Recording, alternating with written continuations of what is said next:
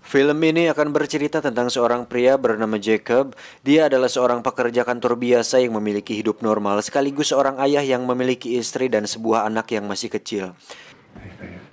Hey. I just showered lovely. Wait. What did I do? It's just Suatu hari saat dirinya pulang dari sebuah pesta bersama rekan dan istrinya, tak diduga terjadi kecelakaan yang mengakibatkan rekan dan istrinya tersebut meninggal. Untuk itu, Jacob dijatuhi hukuman 7 tahun penjara. Yeah, that's right, partner. All right. Honey, the light! Watch it!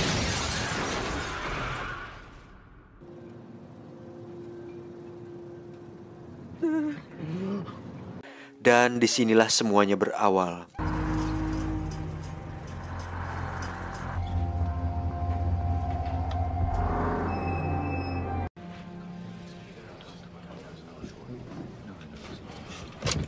I'm responsible.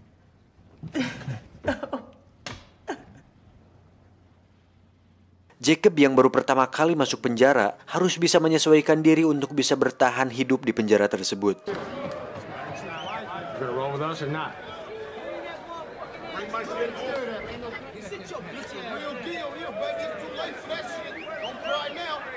Terlihat ada seorang pria kulit hitam yang lugu dan terlihat lemah, dan malam pertamanya di penjara, Jacob harus menyaksikan si pria kulit hitam tersebut mendapatkan pelecehan seksual oleh para tahanan lain.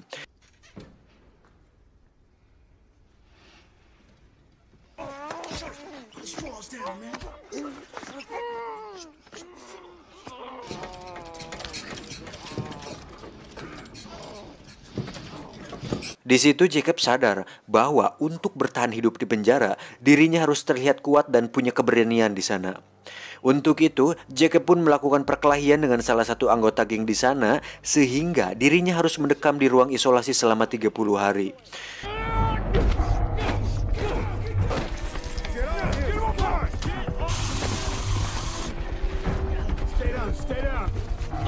Fish has heart. Step in. Leave your dirties by the door.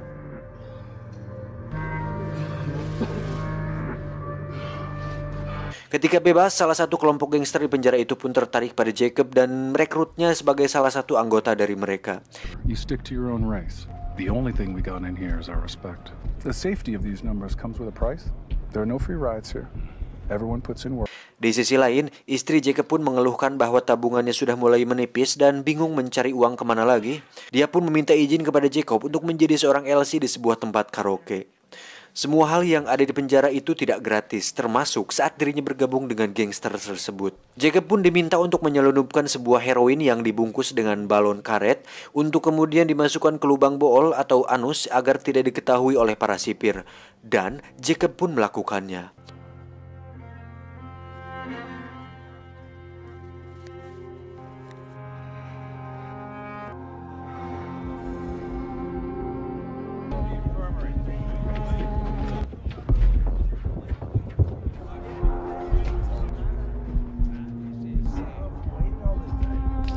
No loitering, Jenkins. Let's go. Just keep good hygiene, sir.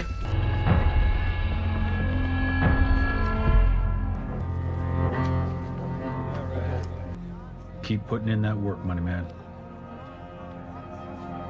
Tidak cukup sampai situ, jika Jacob ingin benar-benar masuk lebih dalam ke kelompok gangster tersebut, Jacob harus membunuh seorang tahanan dari geng lain di sana. Di sini, barulah Jacob harus berpikir berulang kali untuk melakukannya. Dan jika Jacob mundur saat ini, otomatis rasa aman yang didapatkannya saat ini akan lenyap seketika.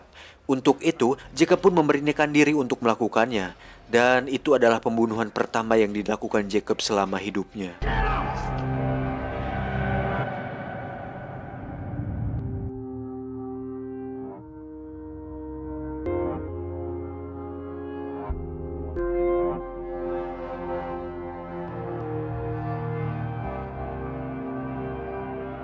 Beberapa tahun berlalu, kini Jacob sudah terlihat berbeda dengan kumis dan rambut layaknya gangster sungguhan.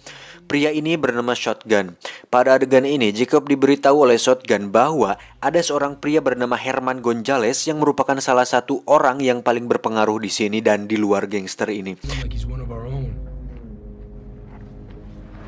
Suatu hari terjadi sebuah kerusuhan antar geng di mana Jacob terpaksa ikut di situ. Dalam situasi tersebut, terlintas dalam pikiran Jacob untuk memanfaatkan situasi tersebut agar mendapatkan respect dari Herman.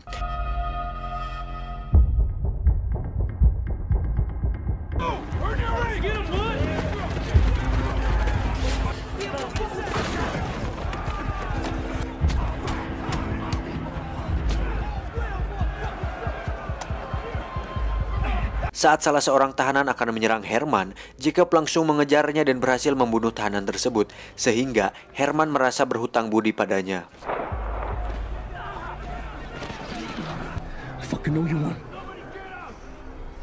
Namun karena tindakannya tersebut, Jacob harus mendapatkan penambahan hukuman selama 6 tahun penjara. Hal tersebut membuat istrinya sedih. Jacob pun meminta sang istri untuk melupakannya. It's over. Forget I exist. Jacob pun dipindahkan ke penjara lain di mana penjara tersebut khusus mengurung para tahanan dengan tindak kriminalitas berat.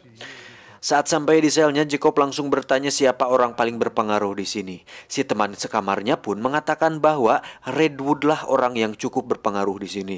Who's got the keys here? Redwood from the brand?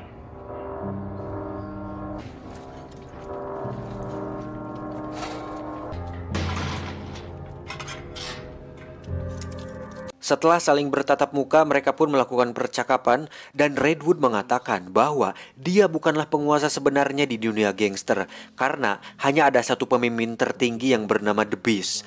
The Beast sendiri dikurung terpisah dengan yang lain karena tempat tersebut khusus untuk tahanan berbahaya. Untuk itu Jacob pun melakukan perkelahian dengan salah satu tahanan berbahaya di sana.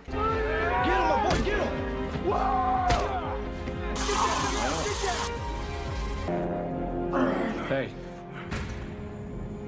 Benar saja, kejadian tersebut sampai di telinga The Beast. Jacob pun dibawa oleh salah satu sipir yang merupakan anak buah The Beast untuk bertemu langsung dengannya. Sedikit penjelasan tentang The Beast, dia merupakan pemimpin tertinggi dari sebuah gangster paling berbahaya di dunia. Walaupun dia berada di penjara, The Beast masih bisa mengendalikan keadaan di luar dan begitu pun di dalam penjara. Contohnya sipir yang bernama Robert ini. Dia menerima setoran setiap bulan dengan menjadi tangan kanan dari The Beast, dan hal itu membuat The Beast merupakan salah satu orang paling berbahaya di sana. Dengan masuknya Jacob di lingkaran ini membuatnya harus menuruti semua perintah dari The Beast, dan Jacob resmi menjadi tangan kanan The Beast sekarang. Welcome to the family, brother. Beberapa tahun berlalu, Jacob pun mendapat pengurangan masa tahanan sehingga beberapa hari lagi dia akan bebas dari penjara. Itu membuat Jacob lega karena akhirnya dia bisa mengakhiri semua mimpi buruk ini. Tapi ternyata tidak semudah itu kawan, karena The Beast memberikan tugas kepada Jacob untuk mengurus bisnisnya di luar sana. Jacob yang menolak pun dipaksa untuk mau, karena The Beast mengancam keselamatan anak dan istrinya jika dia menolak. Untuk itu Jacob pun mau tidak mau terpaksa harus menurutinya. Think of your family in this decision. Excuse me. Did I stop? Setelah keluar dari penjara, Jacob pun langsung disambut oleh Shotgun yang sudah keluar 2 tahun yang lalu. Dia pun mengajak Jacob ke sebuah pesta untuk menyambut kedatangannya. Tapi tiba-tiba terjadi penembakan di pesta tersebut yang sepertinya ditujukan kepada Jacob. Entah siapa yang menyuruhnya, tapi kita akan tahu nanti. Esoknya Jacob langsung menemui Herman Gonzalez yang merupakan pria yang pernah ditolong oleh Jacob waktu di penjara. Tujuan Jacob datang ke sini adalah untuk berbisnis senjata sesuai dengan perintah dari The Beast. Dengan semua tindakan Jacob waktu di penjara membuatnya mendapatkan kepercayaan dari semua orang yang berpengaruh di lingkaran ini. Di sisi lain, Jacob pun diam-diam menemui istrinya tanpa ada orang yang tahu. Karena jika ada salah satu anggota gangster tahu, maka keluarganya tidak akan aman. Jacob pun memberikan uang kepada istrinya namun dia menolaknya.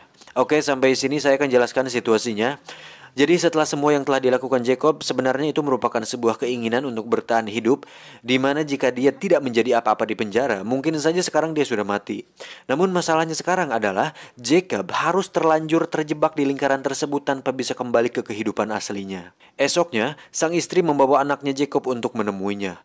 Anak Jacob yang sudah besar pun mengungkapkan kekecewaannya kepada Jacob karena tidak pernah memberinya kabar selama ini, yang padahal Jacob melakukan itu hanya untuk melindungi mereka berdua. You, your mom, are on your own trajectory now. I get why you pushed us away. It was to protect us. Let us help you get back on your feet. Please. Then stay away.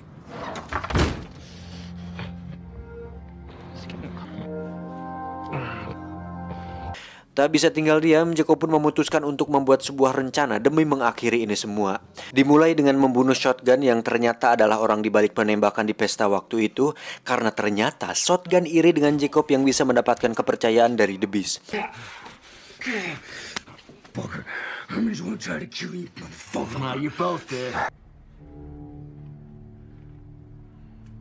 Selanjutnya, Jacob hanya tinggal mengurusi bisnis The Beast. Di tengah perjalanan, Jacob pun diam-diam memberikan lokasi transaksi senjata tersebut ke pihak kepolisian. Jadi, ketika sampai, polisi langsung menggerebek lokasi tersebut dan terjadilah tembak-tembakan yang mengakibatkan Herman dan semua anggota gangster mati. Jacob yang sudah mengetahui itu hanya tiarap dan menjadi satu-satunya orang yang selamat dalam insiden itu. Dan disinilah dia sekarang. Polisi menawari kebebasan kepada Jacob dengan satu syarat, Jacob harus memberitahu semua bisnis dan bukti kejahatan The Beast. Namun, Jacob menolak karena dia tahu bahwa jika dia melakukannya, maka keluarganya akan dalam bahaya. Dan Jacob lebih memilih kembali ke penjara. Dan kalian tahu ke penjara mana dia dikirimkan? Ya, ke penjara di mana Beast berada. Tapi bukan itu kejutannya, karena ternyata Jacob sudah memikirkan semua ini, di mana dia menyelundupkan sebuah silet yang sengaja disembunyikan di dalam lubang boolnya. Saatnya tiba, Jacob pun harus menemui The Beast di tempat yang sama. The Beast yang sudah tahu bahwa Jacob berkhianat, mengatakan bahwa keluarga Jacob akan mati di luar sana. Oh, we'll see about that. When your old lady and kid are lying in blood. Saat akan dibawa kembali ke sel, Jacob langsung mengeluarkan siletnya dan memaksa Robert untuk masuk ke dalam kurungan. Jacob pun mengambil kunci kurungan tersebut dan membuka kurungan The Beast. Dari situ terjadi pertarungan di antara mereka berdua yang dimenangkan oleh Jacob. The Beast pun tewas dengan leher digorok menggunakan silet yang dibawa oleh Jacob. Setelah The Beast tidak ada, Jacob pun menjadi satu-satunya orang yang berkuasa sekarang. Robert diminta untuk tutup mulut tentang masalah ini dengan imbalan bayaran 3 kali lipat yang pernah diberikan oleh The Beast. Robert pun menurutinya. You're running the show. Setelah semua yang terjadi, akhirnya Jacob pun bisa tenang karena anak dan istrinya bisa tenang dan aman di luar sana. Dan Jacob sendiri harus menerima fakta bahwa dirinya akan mendekam di penjara selamanya. Tamat, ending yang cukup membagongkan. Pesan yang bisa kita ambil dari film ini adalah lakukan yang terbaik untuk orang yang kamu cintai. Jangan seperti Squidward yang hanya memikirkan klarinetnya. Saya John, sampai jumpa di video selanjutnya. BPKB Pesawat Antariksa.